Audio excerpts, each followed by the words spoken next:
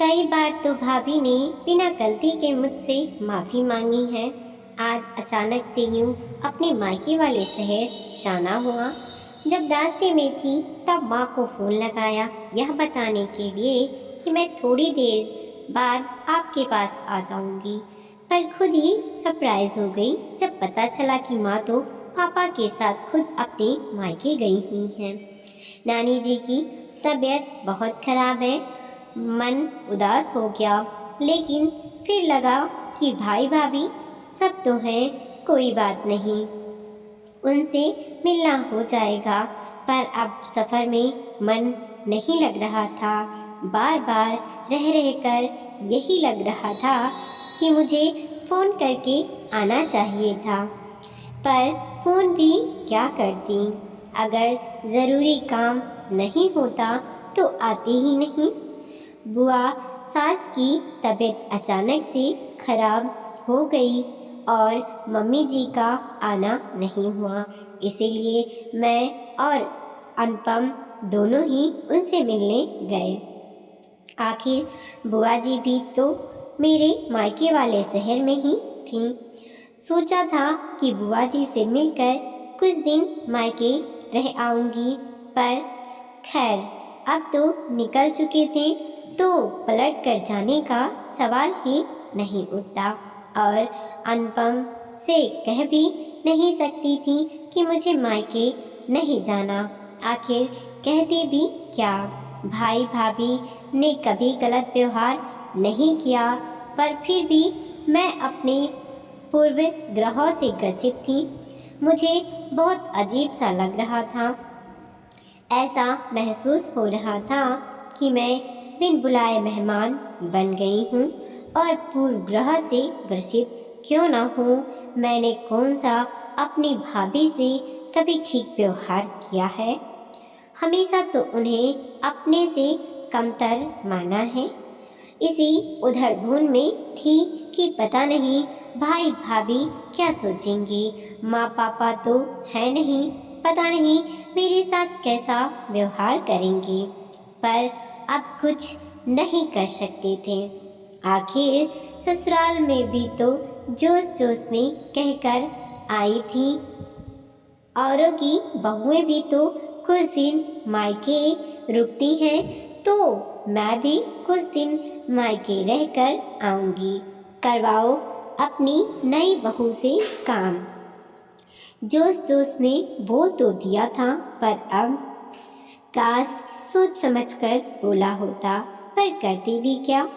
ससुराल वालों की तो छोटी छोटी बातें भी ताने ही लगती हैं। उस दिन जब सास माँ ने नई देवरानी के लिए कहा, नई बहू के कामों में बहुत स्फूर्त है, पता नहीं क्यों बर्दाश्त नहीं कर पाई और जोश जोश में कुछ दिन मायके रहने की बात कहकर आ गई। पर इस बार सासू माँ ने ना रोका, क्योंकि अब तो उनके पास काम करने के लिए नई बहू आ चुकी थी, तो भला क्यों रोकती, क्यों अब मेरे नखरे उठाती। पर पता नहीं क्यों देवरानी आने के बाद दिल में डर बैठ गया कि अब अपनी जगह संभाल कर रखनी होगी। खैर पूरे रास्ते यही उधड़-बुन चलती रही और कब मुझे नींद आ गई पता ही नहीं चला। जब नींद खुली तो ट्रेन स्टेशन पर लग चुकी थी। हम दोनों ने अपना सामान लिया और ऑटो पकड़कर बुआ जी के घर की तरफ रवाना हो गए। सुबह से शाम तक हम लोग बुआ जी के घर पर ही रहे और उसके बाद मेरे मायके रवाना हो गए। वहाँ पहुँचे तो भाभी और दोनों बच्चे ही थे। भाई काम से बाहर गया हुआ था। भाभी ने हमारा आदर सत्कार किया और चाय नाश्ता पकड़ाकर हमारे पास ही बैठ गई। वह मुझसे कम लेकिन अनुपम जी से अच्छे से बात कर रही थी। सच मुझे बहुत बुरा लग रहा था।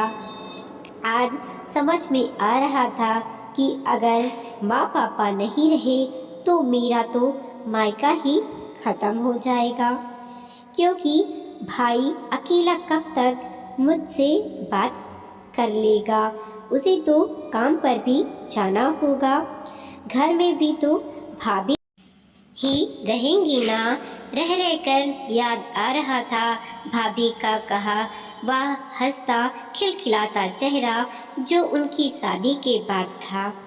हर बात में वह मुझे ही सबसे पहले पूछती थी, पर पता नहीं क्यों भाई की शादी होते ही मुझ में ननद वाली टेक क्यों आ गई। हर बात में सीधे मुंह तो उनसे बात करती ही नहीं थी, हर बात में रोकना टोकना करना। धीरे धीरे उन्होंने ही मुझसे दूरी बना ली, पर इस बात का मुझे कुछ खास फर्क नहीं पड़ा, क्योंकि मायके में माँ तो भी थी ना। मैं तो वैसे भी जब भी मायके आती थी तो माँ के कमरे में ही बैठी रहती थी और मेरे सारे काम बैठे बैठे ही होते थे। भाभी ही घनर चिक्की की तरह घूमती रहती थी। माँ कई बार समझाती भी थी, पर नहीं, मैं तो ननद हूँ ना। तभी बातों बातों में उन्होंने बताया कि माँ ने फ़ोन करके बता दिया कि हम लोग आने वाले हैं। यह सुनकर और बुरा लगा। पहले जो भाई स्टेशन हमें खुद लेने आता था, वह भाई आज यह पता होने के बावजूद कि हम आने वाले हैं तो घर पर भी ना मिला। दिल में इतनी हलचल मची हुई थी कि बेचारा दिल सकारात्मक तो कुछ सोचने को तैयार ही नहीं था। हो सकता है कि भाई को काम होगा, पर नहीं, वह तो हर बात को नकारात्मकता के लिए ही जा रही थी। दिल इतना हैरान परेशान उदास था कि उसे पास में खेलते छोटे छोटे भतीजे भतीजी भी नज़र नहीं आ रहे थे, जो हर बात में बुआ यह देखो, बुआ वह देखो कहकर अपने अपने खिलौने दिखाने में लगे हुए थे। थोड़ी देर बाद भाई भी घर पर आ गया। बातों ही बातों में शायद वह मेरी मनोदशा जान चुका था, पर वह कुछ नहीं कर सकता था। उसकी कोई गलती ही नहीं थी। गलती हमेशा मेरी ही तो रही है। उसने शुरू में खूब समझाया था, पर तब मैं यह समझने को तैयार नहीं थी। कई बार तो उससे लड़ पड़ती थी कि भाभी के आने के बाद तू बदल सा गया है। मैं कुछ नहीं समझना चाहती थी तो बेचारा भाभी को ही समझा देता था। कई बार तो भाभी ने बिना गलती के भी मुझसे माफ़ी मांगी है, पर आज मुझे अपनी हर गलती का एहसास हो चुका था कि मैं तो ननद हूँ कि टेक में मैंने क्या क्या खो दिया, और शायद अगर अभी भी यही सब मेरे दिल में रहा तो जो बचा कुचा है उसे भी खो दूँगी। इतने में भाभी रसोई में रात के खाने की तैयारी करने के लिए चली गई। थोड़ी देर वहीं बैठने के बाद काफ़ी सोच विचार कर मैं भी रसोई की तरफ जाने लगी। मुझे रसोई की तरफ जाता हुआ देखकर भाई ने पूछा, अरे कुछ चाहिए तो भाभी ले आएगी। शायद भाई भी डर रहा होगा कि रसोई में जाकर ये भाभी से किसी बात पर झगड़ना पड़े।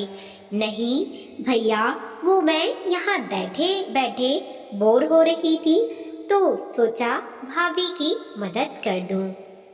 भाई एकटक मेरी तरफ देखता रहा क्योंकि मुझे उससे इस तरह के जवाब की उम्मीद नहीं थी।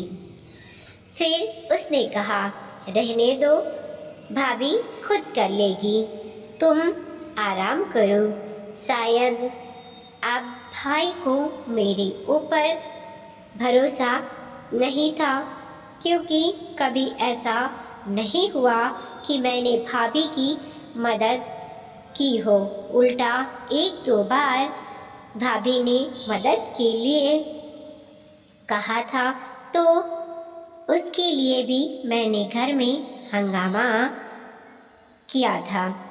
फिर मैंने हिम्मत करके कहा, कोई बात नहीं भैया, कुछ मदद ना सही तो भाभी से ही बातें कर लूँगी। अनुपम जी के सामने भैया ने ज़्यादा कुछ कहना ठीक नहीं समझा और वह चुप हो गए और मैं जल्दी रसोई की तरफ बचे कुचे रिश्ते को समेटने के लिए। जानती हूँ भाभी के स्वाभिमान को ठेस पहुँचाया है तो शायद मन में पड़ी गांठें पूरी तरह से ना खुले, पर कोशिश तो कर सकती हूँ। वीडियो को लाइक कीजिए, कमेंट कीजिए और अपने दोस्तों के साथ ज़रूर शेयर कीजिए। चैनल पे नए हैं प्लीज़ सब्सक्राइब कीजिए और देखते रहिए मोटिवेशनल स्टोरी।